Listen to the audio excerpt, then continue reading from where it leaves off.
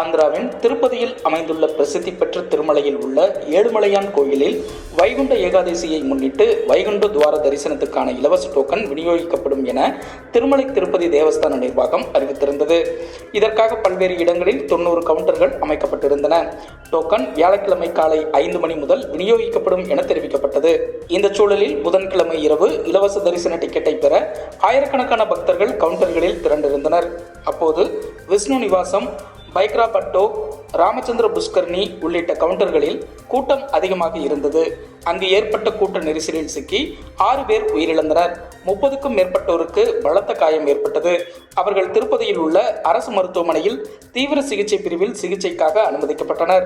இந்த துயர சம்பவத்துக்கு பிரதமர் மோடி, முதல்வர் ஸ்டாலின் உள்ளிட்டோர் இரங்கல் தெரிவித்துள்ளனர். திருப்பதி கூட்ட நெரிசலில் சிக்கி உயிரிழந்த 6 பேரின் குடும்பத்துக்கு தலா ரூபாய் 25 லட்சம் வழங்கப்படும் என்று ஆந்திர அரசு அறிவித்துள்ளது. இதனிடையே இந்த சம்பவம் குறித்து வழக்கு பதிவு செய்து விசாரணை மேற்கொள்ளப்பட்டு வருகிறது. இதனிடையே திருப்பதி கோயிலில் ஏற்பட்ட கூட்ட நெரிசலில் சிக்கி உயிரிழந்த சேலத்தைச் சேர்ந்த பெண்ணின் குடும்பத்தினருக்கு ஆறுதல் தெரிவித்துள்ள தமிழக முதல்வர் மு க ஸ்டாலின், உயிரிழந்தவரின் குடும்பத்தினருக்கு முதலமைச்சரின் பொது நிவாரண நிதியிலிருந்து ரூபாய் 2 லட்சம் நிவாரணமாக வழங்க உத்தரவிட்டுள்ளார். பல்கலைக்கழக நிதி நல்கை குழுவின் 2 வரைவு நெறிமுறைகளையும் துணைவேந்தர் நியமனம் தொடர்பாக வெளியிடப்பட்டுள்ள வரைவு நெறிமுறைகளையும் உடனடியாக திரும்பப் பெற வேண்டும் என்று மத்திய அரசின் கல்வித்துறையை வலியுறுத்தி தமிழக சட்டப்பேரவையில் கொண்டுவரப்பட்ட தனி தீர்மானம் நிறைவேற்றப்பட்டது.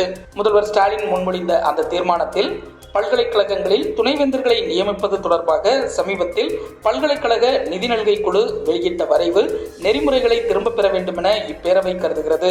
அதேபோல் இளங்கலை, முதுகலை பட்டப்படிப்புகளில் கற்கை முறைகளுக்கான குறைந்தபட்ச வரைவு நெறிமுறைகள் 2024 மற்றும் பல்கலைக்கழகங்கள், கல்லூரிகளில் ஆசிரியர்கள், கல்வி பணியாளர்கள் நியமனம் மற்றும் பதவி உயர்வு குறித்து வெளியிட்ட வரைவு நெறிமுறைகள் 2025 ஆகியன தேசிய கல்விக் கொள்கை 2020 அடிப்படையில் உருவாக்கப்பட்டுள்ளன.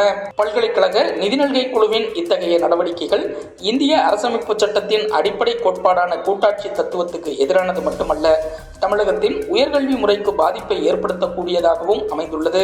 தமிழகத்தில் சமூக நீதி கோட்பாட்டின் அடிப்படையில் உருவாக்கப்பட்ட வலுவான உயர்கல்வி கட்டமைப்பை இந்த வரைவு நெறிமுறைகள் பாதிக்கும் வகையில் அமைந்துள்ளதாலும், தமிழக இளைஞர்களின் எதிர்காலத்தை கடுமையாக பாதிக்கும் என்பதாலும் பல்கலைக்கழக நிதி நல்கை குழுவின் இந்த 2 வரைவு நெறிமுறைகளையும் துணைவேந்தர் நியமனம் தொடர்பாக வெளியிடப்பட்டுள்ள வரைவு நெறிமுறைகளையும் உடனடியாக திரும்பப் பெற வேண்டும் என்று மத்திய அரசின் கல்வித்துறையை இப்பேரவை ஒருமனதாக வலியுறுத்துகிறது என்று தெரிவிக்கப்பட்டுள்ளது.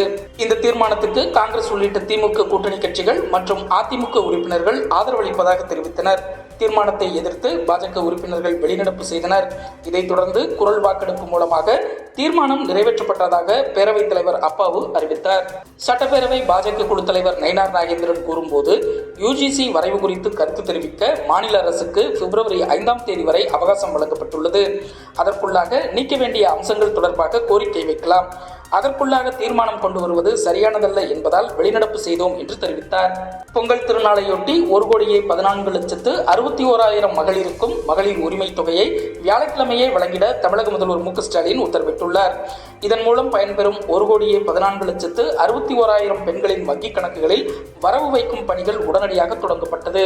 அரிசி குடும்ப அட்டைதாரர்களுக்கு பொங்கல் பரிசு தொகுப்பு வழங்கும் திட்டத்தையும், இலவச வேட்டி சேலை வழங்கும் திட்டத்தையும் தமிழக முதல்வர் மு க ஸ்டாலின் வியாழக்கிழமை தொடங்கி வைத்தார். இதனிடையே பொங்கல் விழாவை முன்னிட்டு அனைத்து குடும்ப அட்டைதாரர்களுக்கும் பொங்கல் பரிசு தொகுப்பு விரைந்து வழங்க ஏதுவாக வெள்ளிக்கிழமை அனைத்து நியாய விலைக் கடைகளும் செயல்படும் என்று உணவுப் பொருள் வழங்கல் மற்றும் நுகர்வோர் பாதுகாப்புத்துறை தெரிவித்துள்ளது. பெரியார் பற்றி சீமான் தெரிவித்த கருத்துக்கு ஆதாரம் கோரி அவரை சந்திக்க புதுச்சேரியில் தந்தை பெரியார் திராவிடர் கழகத்தினர் வந்தனர். அவர்களை போலீசார் தடுத்ததால் மறியலில் ஈடுபட்டு நாம் தமிழர் கட்சி கொடிகளை வீழ்த்தி எறிந்தனர். இதையடுத்து நாம் தமிழர் கட்சியினர் வந்ததால் தகராறு ஏற்படும் சூழல் உருவானது. இருதரப்பையும் போலீசார் தடுத்ததால் தள்ளுமுள்ளு ஏற்பட்டது. இதனிடையே பெரியார் பற்றி பேசியதற்கு என்னிடம் சான்று கேட்டு நிற்கும் பெரியார் இயக்கத்தினர் பல்கலைக்கழக மாணவிக்கு ஏற்பட்ட பாதிப்புக்காக என்ன போராட்டம் நடத்தினார்கள்?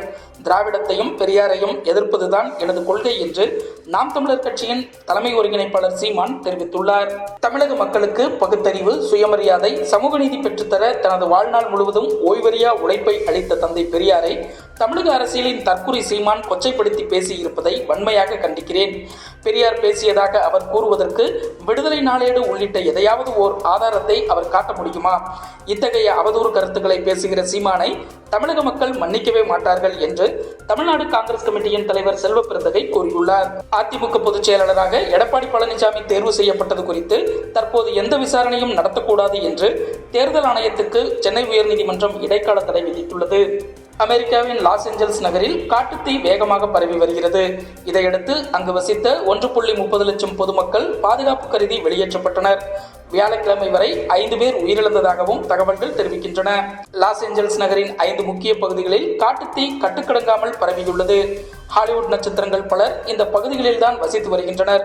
இதனால் அவர்கள் தங்களது சொந்த வீடுகளை இழந்துள்ளனர். பசிபிக் பலிசேடஸ் மற்றும் அதன் சுற்றுவட்டார பகுதியில் தான் காட்டுத்தீ முதலில் ஏற்பட்டுள்ளது. பிறகு லாஸ் ஏஞ்சல்ஸ் நகரின் வடக்கு பகுதியில் உள்ள பெரும்பாலான இடங்களுக்கு காற்றின் வேகத்தால் இந்த காட்டுத்தீ மளமளவென பரவியுள்ளது.